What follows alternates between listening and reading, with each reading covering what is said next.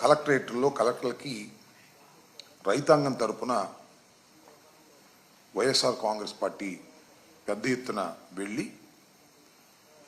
రైతుల సమస్య గురించి, ముఖ్యంగా ప్యాడీని గిట్టుబాటు ధరకు కొనకపోవటాన్ని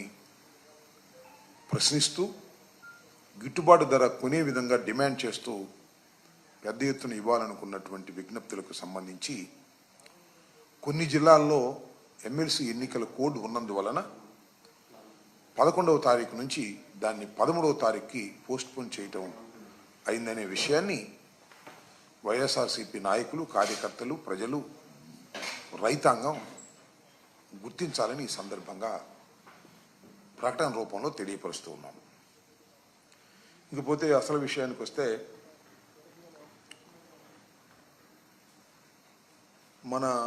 కాకినాడ సి